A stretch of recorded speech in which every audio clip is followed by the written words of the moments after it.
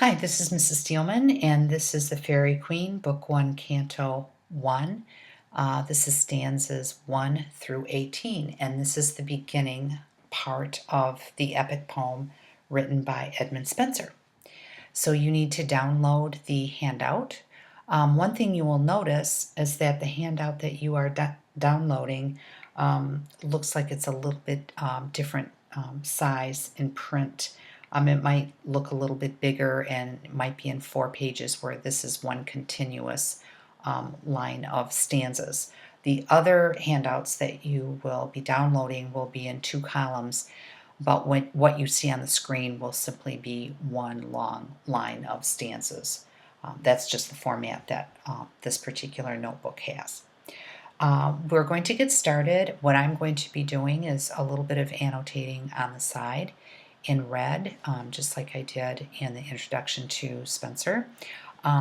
What I would like you to do is also do some annotating. I will not be writing down everything that I'm talking about, but I do expect you to especially take a look at words, especially when I tell you what words mean. Those might be particular Renaissance words, or I might ask you to take a look at different kinds of spelling.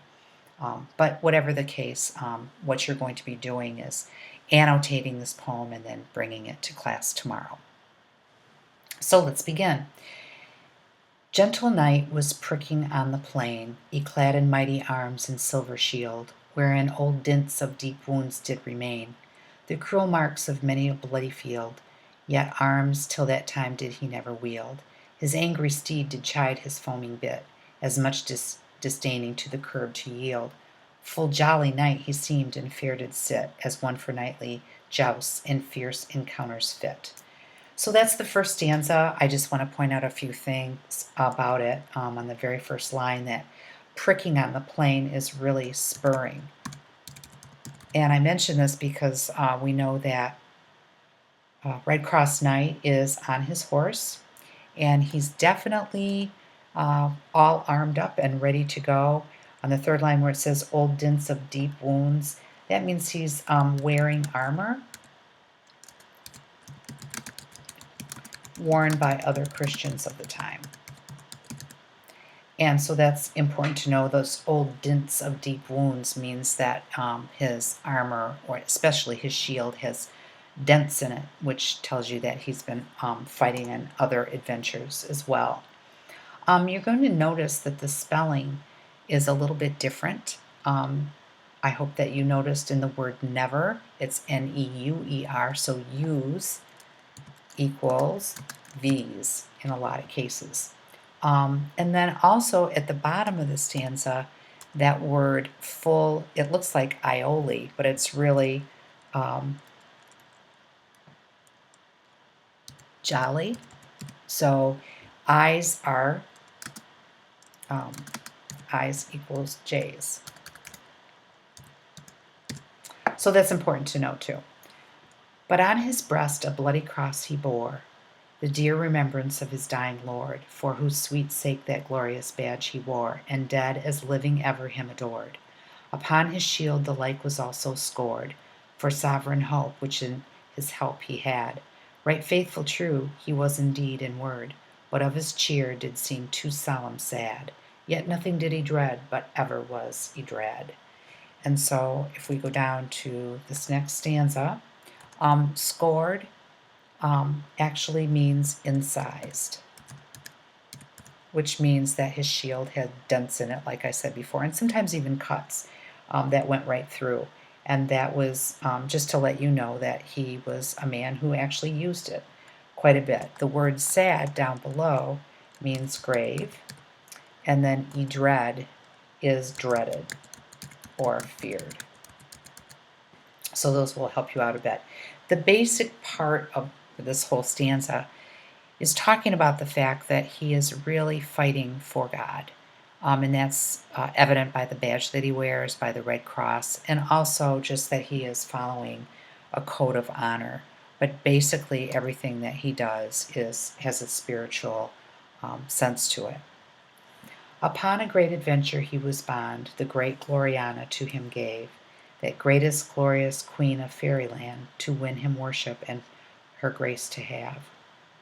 Which of all earthly things he most did crave, and ever as he rode his heart did earn, to prove his puissance in battle brave, upon his foe and his new force to learn, upon his foe a dragon horrible and stern. So let's go back to the beginning there. Gloriana is actually is the queen, and we're talking about Elizabeth the first. So she's actually given him the message that he needs to go and help Una. So this actually comes from her. So puissance, a little bit further down, is a word. If you've taken French, you might know that word. And so that's might. So that should help you out a little bit, I hope. And we'll go on. A lovely lady rode him fair beside, upon a lowly ass more white than snow, yet she much whiter, but the same did hide under a veil that wimpled was full low, and over all the black stole she did throw, as one that inly mourned, so was she sad, and heavy sat upon her palfrey slow, seemed in heart some hidden care she had, and by her in a line a milk-white lamb she led. So we have a lot going on in this particular stanza. I want you to notice all the white that's mentioned, and this should at least give you a little bit of a clue that Red Cross is associated with the color red, and Una is associated with the color white, even though she has on a black cape, but she's leading a little lamb, and that should give you the idea of that has something to do with Christ. So she, in her purity, has gone for help because her parents, the king and queen, have been abducted by a dragon, so she needs some help. The word wimpled that you see in one of these lines, that her veil is wimpled, that is just means that it's lying in folds. And the palfrey, which is on the next line there, is talking about a riding horse. So that would be different from a horse that would be used in war. Not a war horse, but just something that she would be riding very slowly, probably. And then she's leading this lamb on a leash. A line is leash. So that should help you. So pure and innocent as that same lamb she was in life and every virtuous lore, and by descent from royal lineage came, of ancient kings and queens that had of yore their sceptres stretched from east to western shore, and all the world in their subjection held, till that infernal fiend with foul uproar forwasted all their land and them expelled, whom to avenge she had this night from far compelled. So it talks in this particular passage that she comes from royalty. So we know that she is a princess that is born to a king and queen, and that she also not only comes from royalty but also from innocence.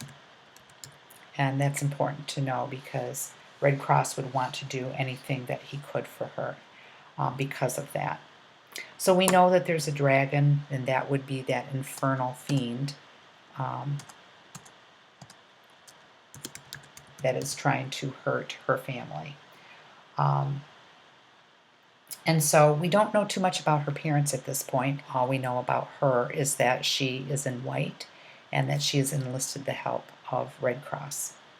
Behind her far away a dwarf did lag. That lassie seemed in being everlast, or wearied with bearing of her bag, of needments at his back. Thus as they passed, the day with clouds was sudden overcast, and angry Jove, a hideous storm of rain, did pour into his lemon's lap so fast, that every wight to shroud it did constrain, and this fair couple eke to shroud themselves were vain. So one thing to notice is that the dwarf is really not a slave. He would be considered a servant, someone that would be helping her and willingly helping her. So he had needlements on his back, so we might think of that as a backpack. And then we also know that there is a storm coming up. Um, and this storm is something that's going to be a problem for them. It says an angry Job. I want you to notice that I there. That's really a J. Did pour into his lemon's lap. So lemon's lap, lemon is the earth. And the fair couple eke, the word eke, and you're going to see that a lot in this poem. Eke equals also. So there was nothing that this poor couple could do except to try to stay out of the rain or find a place to get shelter, and that's what's going to happen next. And forced to seek some covert nigh at hand, a shady grove not far away they spied, that promised aid, the tempest to withstand, whose lofty trees, clad with summer's pride, did spread so broad that heaven's light did hide, not perceivable with power of any star, and all within were paths and alleys wide, with footing worn and leading inward far, fair harbor that them seems, so in they entered are. So we know here that there is a forest with so many trees that the light can't get in. And this is important to know because that makes it dark. And that's very important that they're going into a dark place. They are trying to find shelter, but it gives us this ominous feeling that something is going to be very, very wrong when they go in. And forth they pass with pleasure forward led, joined to hear the birds' sweet harmony, which therein shrouded from the tempest dread, seemed in their song to scorn the cruel sky. Much can they praise the trees so straight and high, the sailing pine, the cedar proud and tall, the vine-prop elm, the poplar never dry, the builder oak, sole king of forests all, the aspen good for staves, the cypress funeral. And so that's this whole section is really about trees and their purpose. Which you might wonder why in the world he would even care about such a thing. But it should give you the idea that nature is generally purposeful and good. So usually when we think of a grove of trees, we don't think of something very wrong going on there. But that's exactly what does happen. The laurel mead of mighty conquerors, and poet sage, the fir that weepeth still, the willow worn of forlorn paramours, the yew obedient to the bender's will, the birch for shafts, the sallow for the mill, the myrrh sweet bleeding in the bitter wound, the warlike beech, the ash for nothing ill, the fruitful olive and the platane round, the carver home, the maple seldom inward sound. So all of these trees and their purposes are what's talked about in this section. And it's kind of interesting the way he does it because he actually uses a lot of parallel structure in this particular part of the poem in order just to talk about what's going on in nature and how those trees were probably used during the Renaissance period.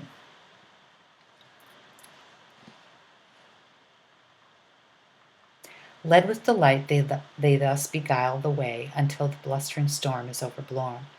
When weening to return whence they did stray, they cannot find that path which first was shown, but wander to and fro in ways unknown. So now we know that they're getting lost. Furthest from end then, when they nearest wean, and that's the wind, that makes them doubt their wits be not their own. So many paths, so many turnings seen, that which of them to take, in diverse doubt they then. So they're very nervous in this section.